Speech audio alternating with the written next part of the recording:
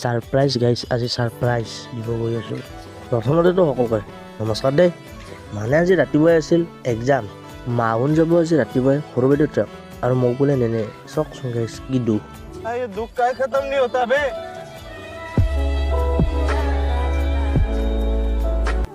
কিন্তু গাইছ কি কৰিব, পৰীক্ষা গাইছ কুঁৱলী চবে ৰাতিপুৱাৰ কেনেকৈ কুঁৱলী দিছে, প্ৰায় 9টাই বাজিল দিয়ক।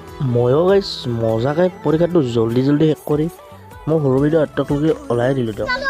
মোক গাইছ গাড়ীত নিনিলে কি হ'ব, মোৰ ভাষণ দিখন আছে নহয়, টেনশ্যন নাই গাইছ। ময়ো গাইছ মজাকৈ ৰাস্তাৰ কাষৰ দৃশ্যবিলাক চাই আহি আছোঁ দিয়ক। আৰু মাজে মাজে অলপ টাইম ৰখিও দিছোঁ দিয়ক, মানে নিজৰ বাহন থাকিলে আৰু কাই কি মাতে। গাইছ মই চাইকেল চলাই ইমান দূৰ যাম বুলি ভাবে লগৰ ছোৱালী এটাই চকলেটো দি লগায়। সি কৈছে যে যা বাবা বাটত এই দুটা খায়ে লৈ দিওঁ, ইয়াক ইয়াৰে পৰা থেংক ইউ দেই। গাইছ এনেকৈ চাইকেল লৈ অহাৰ গাইছ এটা মজাই